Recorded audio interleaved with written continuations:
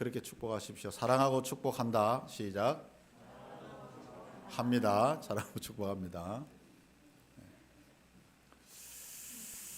여러분 사랑합니다. 썰렁하네요. 왜 이런 말을 하냐면 한 해 동안 이렇게 같이 달려온 것 너무 감사해서 좀 그런 마음이 들고 그렇습니다. 이제 2025년도에 우리가 세 가지 저는 목표를 가지고 있는데 우리 송구영시 때도 말씀을 드렸는데 첫 번째는 신앙의 기초를 세우는 겁니다. 우리가 시작된 지 3년이 지났는데 이제사 조금 철이 드는 것 같은 이제사 우리 주님의 교회 원년을 시작하는 것 같은 느낌. 이제사 황무지에서 무엇을 어떻게 세워야 될지 조금 생각이 드는 그런 해가 됩니다. 그래서 여러분 저도 그렇고 여러분도 그렇고 이전까지 가지고 있었던 신앙의 전통과 관습과 습관들을 좀 벗어버리고 처음부터 세운다는 그런 생각을 가지고 시작하면 좋겠다. 그래서 신앙의 기초를 처음부터 세워 갔으면 좋겠다.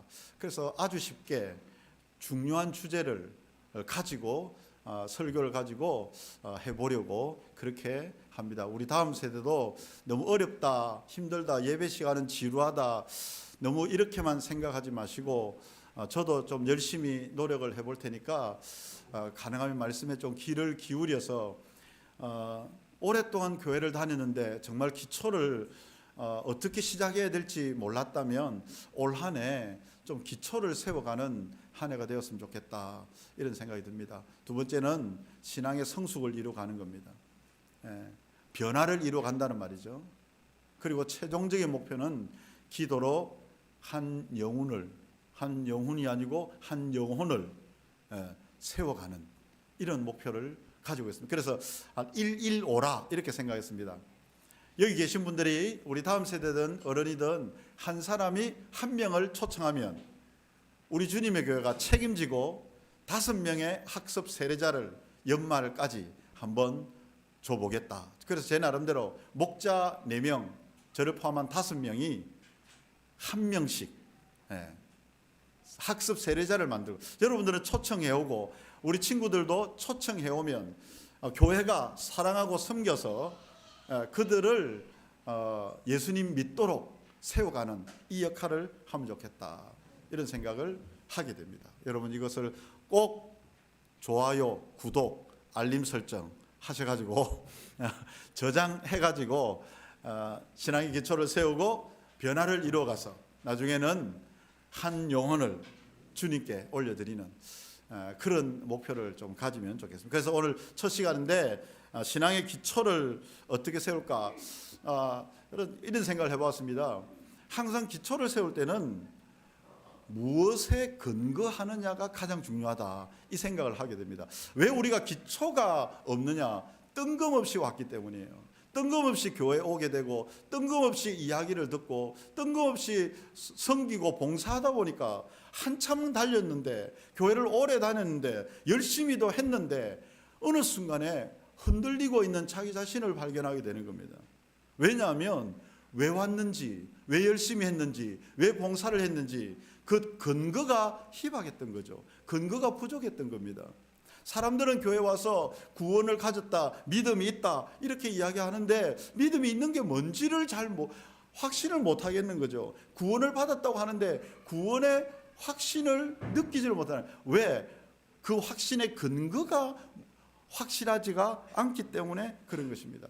대부분은 이 확신의 근거를 어디에 두고 있냐면 자기의 생각과 감정과 느낌과 남들이 이야기하는 그러한 일과 봉사에 근거를 두고 있습니다. 그러니까 남들이 인정해 주지 않거나 내가 오늘 마음이 꿀꿀하거나 내가 오늘 침침하거나 그렇게 되면 구원과 믿음이 내가 전혀 상관없이 여겨지는 것 같아요. 우리 청년들 학생들도 집회 가면 찬양이 뜨겁고 방방 뛰고 기도를 하는데 눈물이 나고 설교를 하는데 아무리 오래 설교를 해도 공감이 가고 막 재미가 있고 막 그렇게 하면서 은혜가 충만하고 내가 구원받은 게 믿어지고 확신이 드는 거죠.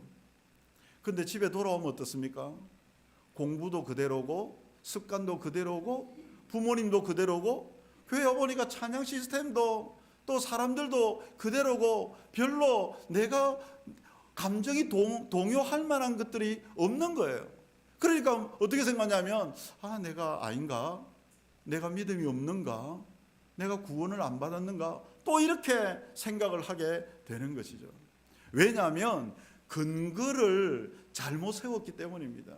그 바탕이 잘못되기 때문에 그 위에 세운 건물은 흔들릴 수밖에 없는 거예요. 그래서 오늘 말씀을 드립니다. 우리의 모든 확신과 신앙의 근거와 기초는 약속입니다. 약속입니다. 성경은 이것을 언약이라 이렇게 표현해요. 근데 언약은 말씀 원자를 쓰죠. 구두로 약속하는 겁니다.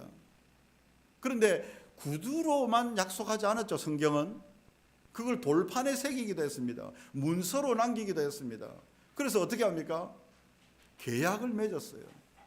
그래서 계약이라고도 하고 언약이라고도 하고 약속이라고도 합니다. 언약이 하면 왠지 좀 뉘앙스가 좀 어렵게 들립니다. 그 약속은 좀 편하죠. 근데 계약이라는 말도 마찬가지입니다. 계약을 전문으로 하시는 분도 이 자리에 있지만 여러분 우리의 구원이나 믿음이나 이 모든 것의 근거는 계약이라는 걸 알아야 됩니다.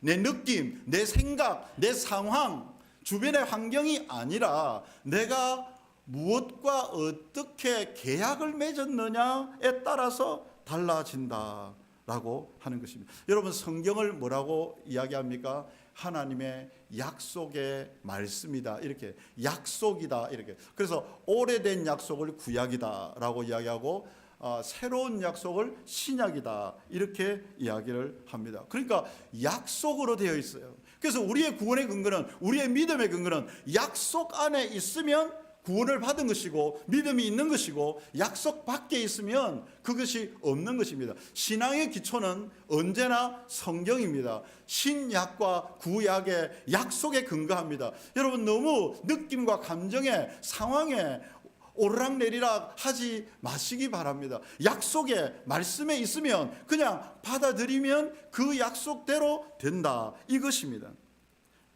만약에 우리가 어떤 집을 산다고 생각해 봅시다. 그럼 제일 먼저 뭘 하게 됩니까? 말로 구두로 약속을 합니다. 내가 저 집을 사고 싶습니다. 부동산 중개인이든지 아니면 1대1로 하든지 이렇게 말로서 저 집을 사겠다, 팔겠다 이렇게 약속을 합니다. 그렇게 되면 그 다음 단계는 돈을 주고 받습니다. 돈을 주고 받는 동시에 뭘 하게 됩니까? 계약서를 작성하게 됩니다. 계약서에 전문가가 여기 제일 앞줄에 앉아 계십니다. 계약서를 할 때 제일 마지막에 뭘 찍습니까? 도장을 찍습니다. 그러면 우리 집사님 제가 이제 도장을 딱 찍었어요. 도장을 찍었으면 그 집에 내가 들어가지 않아도 그 집은 누구 집입니까? 우리 집입니다. 그 집에 다른 사람이 살고 있어도 누구 집입니까? 우리 집입니다. 내 집입니다. 지금은 내가 들어가기 싫어, 다른 사람이 아니라고 아무리 주장해도 약속이 되었고 도장이 찍혀 있으면 그 집은 우리 집이 되는 것입니다.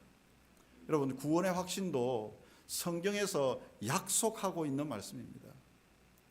하나님이 세상을 이처럼 사랑하사 독생자를 주셨으니 누구든지 저를 믿는 자마다 멸망하지 않고 영생을 얻으리라. 그러면 그 약속대로 믿는 자는 영생을 얻었다 이렇게 말합니다. 과거형으로 말합니다. 그리고 영접하는 자, 곧 그 이름을 맞아들이는 자에게는 하나님의 자녀가 되는 권세를 주셨다. 이렇게 약속을 하고 있단 말입니다. 성경에는 전부 약속으로 이루어져 있다는 말이죠. 그러면 그 약속을 받아들이면 그 약속이 하나님의 나 안에 그 약속을 이루신다. 하나님이 스스로가 그 일을 이루신다. 그게 성경의 특징입니다. 여러분, 구약과 신약이 있는데 개약은 여러분들한테 물어보면 다 그렇게 대답하겠죠. 어떤 것이 최종적으로 유효합니까? 최근에 맺은 계약이 최종적으로 유효하죠. 과거에 이러했다가 최종적으로 계약을 이렇게 했으면 앞에 것은 파기되고 최신적 가장 최근에 약속한 것이 계약한 것이 유효하게 되는 것입니다. 그래서 우리는 지금 신약의 약속 아래에 있는 사람들입니다. 신약의 약속의 핵심이 뭐냐? 예수님을 통하여서 우리와 새로운 계약을 맺은 것입니다. 누구든지 예수를 믿는 자에게는 하나님의 자녀가 되겠다. 과거에는 구약에는 율법을 지키고 행하고 알아야 되고 그대로 지켜 살아야 된다. 이렇게 해야 너는 내 백성이 되고 나는 너의 하나님 되겠다. 이렇게 약속을 했어요. 그렇지 않으면 너희는 심판을 받게 된다. 이렇게 말씀해요. 그런데 신약에 와서는 그것이 달라졌어요. 누구든지 그리스도를 믿으면 하나님의 약속이 이루어지는 것으로 말씀하시고 있는 것입니다. 그래서 예수님께서 제일 마지막에 십자가를 달리시기 전날 밤에 제자들에게 성찬식을 하시죠. 그래서 먹어라, 이것은 내 살이다, 이렇게 말씀하시고 잔을 나누시면서 이 잔은 내 피로 세운 뭐라고 했습니까? 새 언약이라, 그렇게 말했습니다. 새 언약이다, 새로운 약속이다는 것. 누구든지 예수 그리스도를 마음에 믿으면, 그리고 입으로 시인하면 그 사람은 나와 아들이 된다, 하나님의 자녀가 된다, 그렇게 말씀하시는 것입니다. 그래서 우리가 예수 그리스도께서 십자가에서 죽으시고 그 피로 말미암아 우리가 구원받았음을 마음으로 믿고 입으로 시인하면 좀 뻔뻔스럽기는 하지만 오늘 밤에 이 세상을 떠나도 천국에서 눈뜰 확신을 가져도 된다. 이게 성경의 메시지입니다. 이게 구원의 확신입니다. 나로서는 아직 믿음이 약해요. 작년에도 약했고 올해도 약하고 미래에도 약할 거예요. 근데 계약서를 보니까 누구든지 예수 그리스도를 마음으로 받아들이고 입으로 시인하고 그 말씀대로 살아가려고 그렇게 살아가면 그 사람은 이미 영생을 얻은 자라고 약속을 하고 있다라고 하는 것입니다. 여러분, 이것을 어떤 단어로 이야기하는지 압니까? 은혜라고 이야기하는 겁니다. 왜냐하면 전적으로 내가 한 것이 아무것도 없기 때문에 내 마음과 생각과 지식과 내 행위가 전혀 배제되고 하나님의 하신 일을 내가 받아들이기만 하면, 맞아들이기만 하면 하나님이 그 안에서 역사하신다고 말씀하셨기 때문에 이것을 뭐라고 이야기하냐면 은혜라고 이야기합니다. 여러분, 믿음이 뭔지 아십니까? 믿음은 내가 무엇인가를 믿어야 치료가 되고, 내가 믿어야 기도 응답이 되고, 내가 믿어야 무엇인가 의롭게 되어진다는 말이 아닙니다. 은혜를 받아들이는 게 믿음입니다. 하나님이 전적으로 하신 것을, 그 은혜라는 것을, 그것을 받아들이는 것이 성경적인 믿음입니다.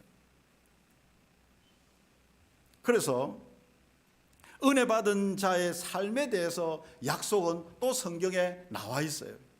그러면 은혜 받은 자가 믿음으로 받아들였습니다. 그것은 끝이 아니고 시작입니다. 그러면 그 사람은 또 다른 하나님의 약속을 통하여서 여러 가지 그 사람이 어떻게 살아야 되는가에 대한 거룩한 삶에 대해서 말하고 있습니다. 그래서 우리는 계속해서 성경을 봅니다. 큐티를 합니다. 말씀을 묵상합니다. 그래서 그 약속을 통하여서 믿은 자가, 새로운 거듭난 자가 어떻게 말하고 어떻게 생각하고 어떻게 마음의 태도를 가져야 되는지를 우리는 끊임없이 성경 안에서, 약속 안에서 발견하게 되는 것입니다. 이스라엘 백성들이 애굽의 노예로 살다가 430년 만에 출애굽을 하게 됩니다. 누가 데리고 나왔습니까? 모세가 데리고 나왔습니다. 그래서 출애굽이 이스라엘의 구원이라고 볼 수 있습니다. 그런데 그 구원에 대한 확정이 뭐냐? 시내산에서 모세가 돌판을 받는 겁니다. 율법을 받는 겁니다. 그걸 통해서 구원이 확정이 되어지는 것입니다. 무슨 말이냐면 언약이 체결됐다는 거죠.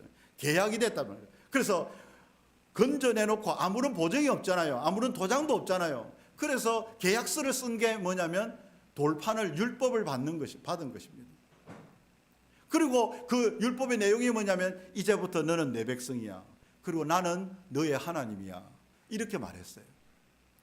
그런데 시간이 갈수록 이 약속을 깨뜨리기 시작합니다.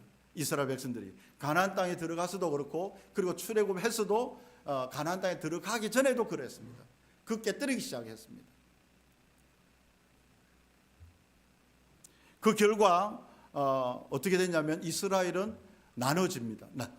나눠지고 북이스라엘은 아수르에 의해서 완전히 이제 멸망을 마치 노아 홍수 때와 같이 멸망을 해버립니다.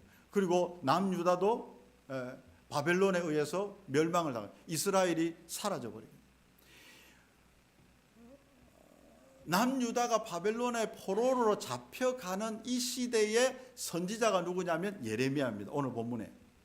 그래서 이 예레미야를 통하여서 하나님이 주신 말씀이 오늘 본문인데, 그래서 예레미야 31장 31절에서 이 34절의 내용이 엄청나게 중요합니다. 왜냐하면 새 언약을 주셨기 때문이에요. 32절을 한번 보시기 바랍니다. 자, 31절부터 33절까지 내용을 생각하시면서 같이 읽어보겠습니다. 시작. 여호와의 말씀이니라. 같이 시작. 여호와의 말씀이니라. 보라, 날이 내가 이스라엘 집과 유다 집에 새 언약을 맺으리라. 이 언약은 내가 그들의 조상들의 손을 잡고 애굽 땅에서 인도하여 내던 날에 맺은 것과 같지 아니할 것은 내가 그들의 남편이 되었어도 그들이 내 언약을 깨뜨렸습니다. 여호와의 말씀이니라. 그러나 그날 후에 내가 이스라엘 집과 맺을 언약은 이러하니 곧 내가 나의 법을 그들의 속에 두며 그들의 마음에 기록하여 나는 그들의 하나님이 되고 그들은 내 백성이 될 것이라. 여호와의 말씀이니라. 아멘. 여러분, 중요한 부분이 뭐냐면 내가 너의 남편이 되었지만 그들은 그 언약을 깨뜨렸다. 다른 말로 하면 결혼을 했지만 이혼을 했다. 바람을 피웠다. 이 말입니다. 그래서 내가 이제는 앞으로 그 날이 오면, 여기서 구약에서 그 날이라고 하는 것은 정해져 있습니다. 메시아가 오는 날입니다. 그리스도께서 오시면 새 언약을 맺겠다.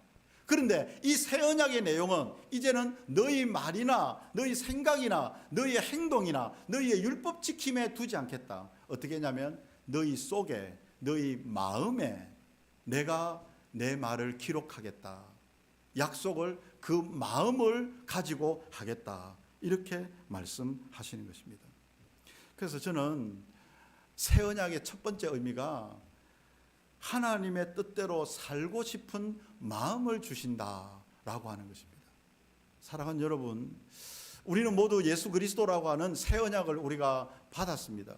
그러면 새 언약을 받은 증거가 뭐냐면 이제부터 우리는 하나님의 뜻대로 살고 싶은 마음이 생기기 시작한다는 겁니다. 할렐루야. 여러분, 그래서 여러분 마음을 중요하게 여기셔야 됩니다. 지금은 과거처럼 열심히 일하고 봉사하고 섬기고 이 자체가 아닙니다. 성경을 맥독하고 막 이런 게 아닙니다. 그런 것들은 바리새인과 서기관과 율법사들이 가장 잘했습니다. 그런데 그 모든 것들은 하나라도 어기면 다 깨어지는 거예요, 언약은. 그래서 이제는 새 언약을 맺는데 그것은 너희 마음과 맺겠다라고 하는 것이에요. 그래서 지금 우리 마음이 어떠냐가 중요합니다. 오늘도 예배를 드리는데 와 있어요. 와 있는다는 것은 율법일 수 있어요. 근데 중요한 것은 뭐냐면 지금 우리 마음이 어떠냐, 마음이 하나님의 말씀이 받아들여지고 있느냐라고 하는 것입니다. 이제 하나님께서 우리에게 세우신 새 언약은 우리의 마음이 하나님의 뜻대로 살고 싶은 마음이 들게 한다라고 하는 것입니다. 어떤 사람은 말합니다. 마음이 뭐가 중요하노? 결과가 중요하다, 열매가 중요하다, 행동이 중요하다, 이렇게 이야기합니다. 상당히 일리 있고 저도 공감합니다. 실용적이고 현실적이다 말을 합니다. 생각을 합니다. 그런데 하나님께서는 우리와 새로운 언약은 우리의 마음과 맺겠다라고 하는 것입니다. 송구 영신 때도 제가 여호수아 말씀을 가지고 나와 내 집은 여호와만 섬기겠노라 이렇게 말씀하시면서, 만약에 너희들은 택하라, 너희들은 만약에 과거에 섬겼던 신들이 더 좋으면 그 신들을 섬겨라. 그러나 나와 내 집은 여호와만 섬기겠다. 그러면서 뭐라고 말씀하시냐면 너희도 오늘 택하라입니다. 무엇으로 택하라는 말입니까? 마음으로 택하라입니다. 여러분, 오늘도 저는 2025년 첫 예배 때에 하나님께서 우리에게 마음의 결단을 촉구한다, 이렇게 말씀하십니다. 우리에게 하나님의 뜻대로 살고 싶은 마음이 있느냐? 사는 것은 그 다음입니다. 그 다음. 하나님의 성령이 우리 안에 있으면, 그런 마음을 주시면 그렇게 되게 되어 있습니다. 왜? 그것은 내가 하는 것이 아니라 내 안에 성령님께서 하시기 때문에 그런 겁니다. 먼저는 중요한 것은 택하라입니다. 결단하라는 것입니다. 결심하라고 말하는 것입니다.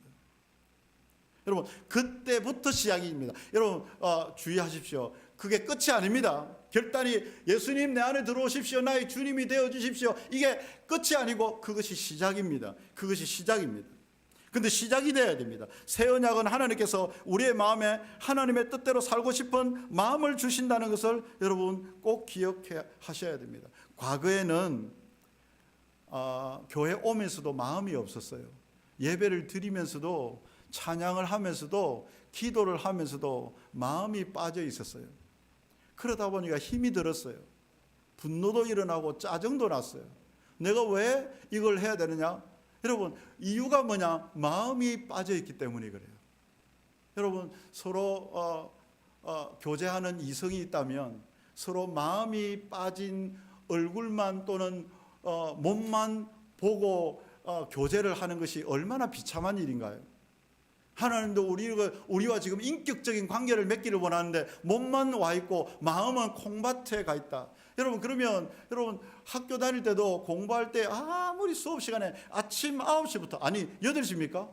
8시부터 공부를 시작해서 6시에 끝나고 다시, 잘 모르겠는데, 그리고 우리는 야자 시간 10시까지 했어요.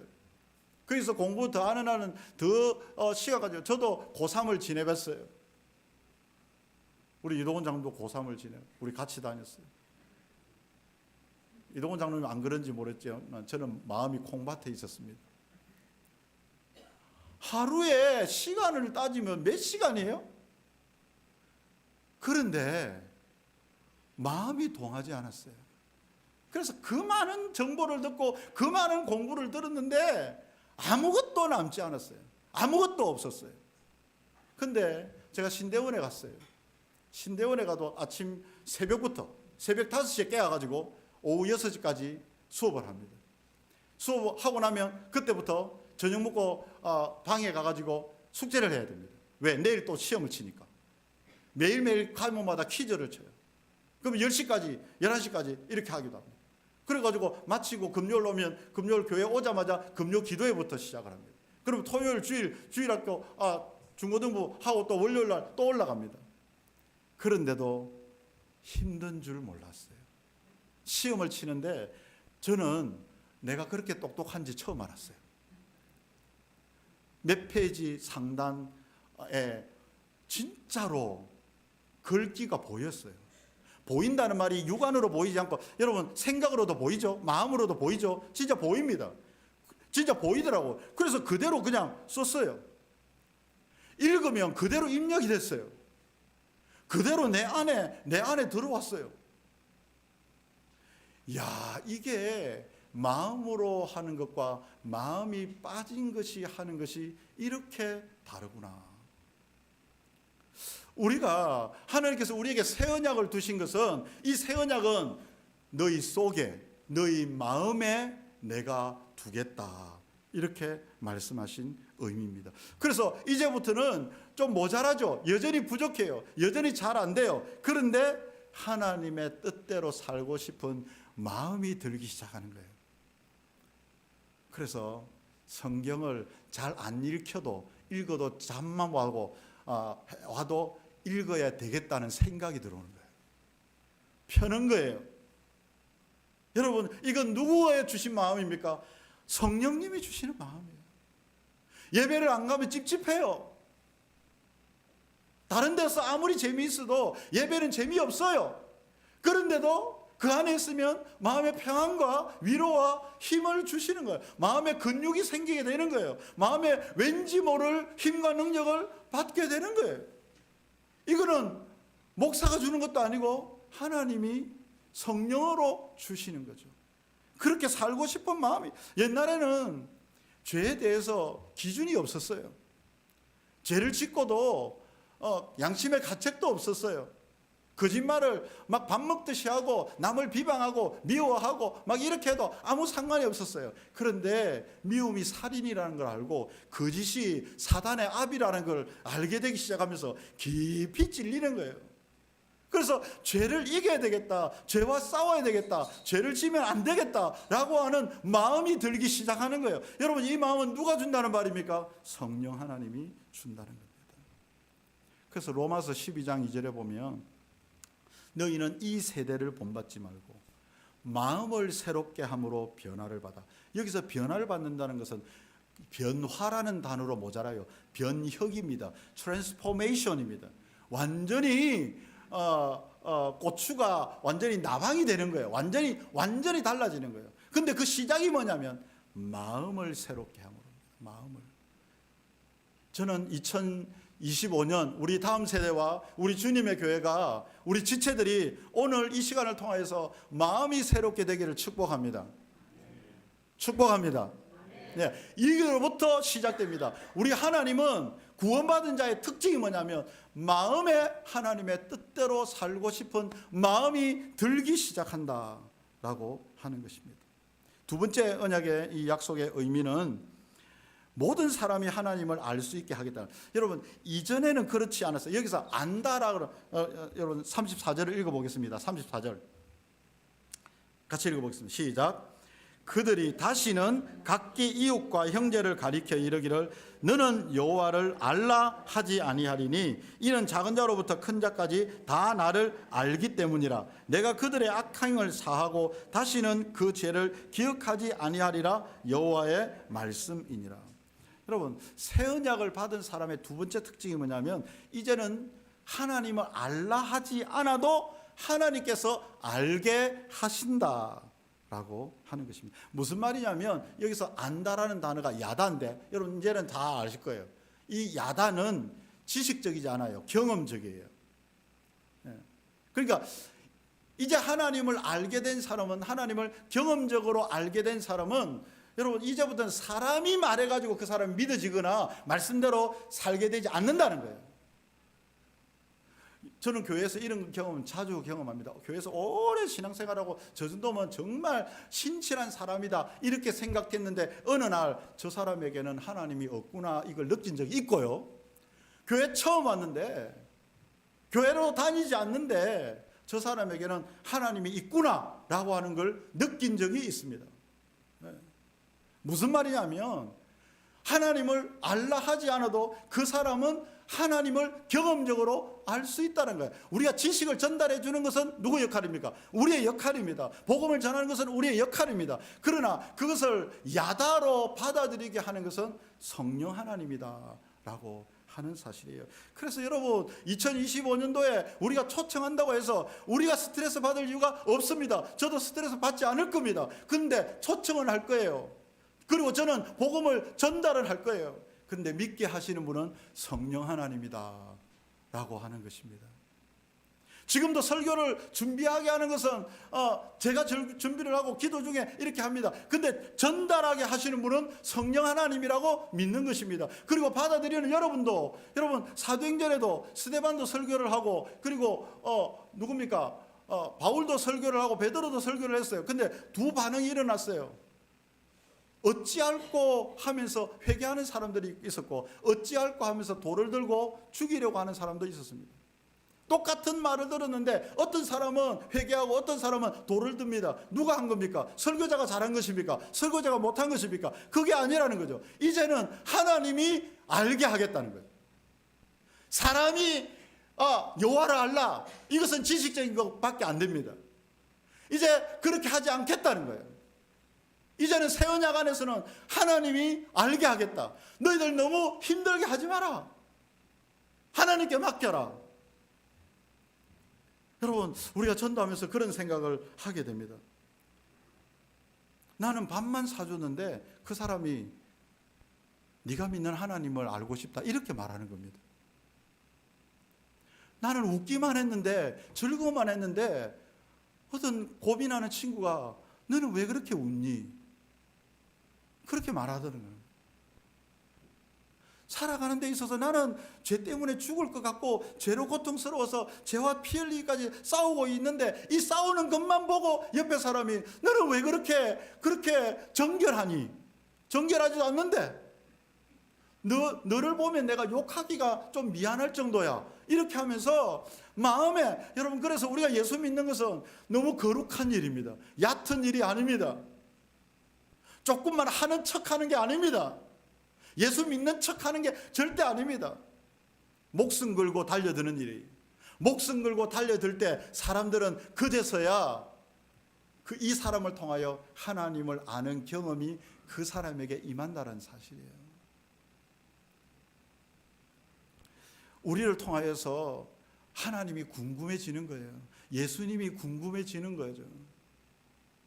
그게 새 언약의 특징입니다. 새 언약의 시대는 우리가 어떤 사람에 대해서는 너희가 여호와를 알아야 돼, 예수님을 알아야 돼 하지 않아도 작은 자부터 큰 자까지 하나님을 알게 될 것이다, 이렇게 말합니다. 우리 주님의 교회에 많은 하나님을 아는 자들이 몰려오게 되기를 기도합니다. 여러분, 우리는 지식적인 전달을 역할을 하십시오. 그러나 스트레스 받지 마십시오. 그러나 기도하십시오. 그러면 하나님께서 알게 해 주실 것입니다. 여러분 가족도, 여러분 지인도, 우리가 수고는 합니다. 근데 하나님을 알게는 못하겠더라고요. 지금 이 자리도 우리 수많은 다음 세대와 청년들과 우리 집사님들 계시지만, 안타까운 것은 하나님을 알게 하는 것은 제가 할 수 없다는 거예요. 하나님을 만나게 하는 것은 제가 할 수가 없어요. 그건 성령님이 하셔야 되고 여러분들의 마음이 하셔야 돼요. 볼지어다 내가 문 밖에 서서 두드리니 누구든지 문을 열면 내가 그에게로 들어가서 그와 더불어 먹고 그는 나로 더불어 먹으리라. 여러분, 마음을 여셔야 됩니다. 마음을 하나님께 굴복시키셔야 됩니다. 마음을 새롭게 변화하도록 결단해야 됩니다. 그러면 어떻게 됩니까? 그때부터 하나님 말씀대로 살고 싶은 마음이 들기 시작하는 거예요. 세 번째로 새 언약의 의미는 우리의 악행과 죄를 기억도 하지 않겠다, 이렇게 말씀합니다. 새 언약의 특징은 지나간 것을 잊어버리는 겁니다. 여러분, 그렇게 되기를 축복합니다. 여러분들이 만약에 새 언약에 있으면 과거의 상처와 쓴뿌리와 고통과 아픔들, 지나간 실패와 좌절과 낭망들을 다 잊어버리는 겁니다. 왜? 오늘 말씀에 뭐라 하면 내가 새 언약 아래에 있는 자들은 기억도 하지 않겠다. 여러분, 사람은 이런 말해도 꼬투리가 남아 있습니다. 뒤끝이 꼭 남아 있습니다. 안 잊혀집니다. 위기의 때, 어려울 때에 네가 이렇게 했지, 저걸 했지, 그래서 이러는구나, 이런 생각을 꼭 합니다. 그러나 우리 하나님은 새 언약 아래에 있는 자, 즉 예수 그리스도의 보배로운 피 아래에 있는 자는 그분의 십자가로 말미암아 기억도 하지 않겠다. 동이 서에서 먼 것 같이 완전히 잊어버리겠다. 네가 무슨 죄 짓다고 나는 무슨 말 하는지를 모르겠다. 우리는 기억이 나서 지난주에 제가 또 지었네, 죄를 또 짓게 되네요. 그게 무슨 말이고, 나는 지난주에 지은 거 기억도 안 했는데 또 지었다는 말이 무슨 말이냐, 이렇게 할 정도입니다. 기억도 하지 않겠다, 그렇게 말씀하시는 것입니다. 그래서 여러분, 우리도 용서하는 겁니다. 우리가 그런 1만 달란트 탕감을 받았기 때문에 우리도 지체들을 상처를 보듬어주고 위로해주고 격려해주고 싸매어줄 수 있는 것입니다. 근데 이것은 인간적, 윤리적, 도덕적 수준이 아니라 원수까지라도 덮어줄 수 있는, 여러분, 그것도 이것도 핵심이죠. 내가 할 수 있는 게 아니라는 겁니다. 성령님이 그 마음을 주셔야 할 수 있다. 그래서 새 언약의 특징은 성령님이 우리 마음에 역사해 주시고 우리는 그 마음의 뜻대로 순종할 때 이 모든 일들이 일어난다라고 하는 사실입니다. 사랑하는 우리 주님의 교회 성도님들, 2025년 첫 주일 예배가 시작되었습니다. 2024년도에 우리의 연약함, 무능함, 상처와 아픔들을 잊어버리고 이제는 새롭게 되어지기를 축복합니다. 새 마음을 품게 되기를 축복합니다. 이전 것은 지나갔습니다. 보라, 새 것이 되었도다. 새 마음을 가지고 새로운 말로, 새로운 생각으로, 새로운 행동으로 살아가는 저와 여러분들 다 되시기 바랍니다.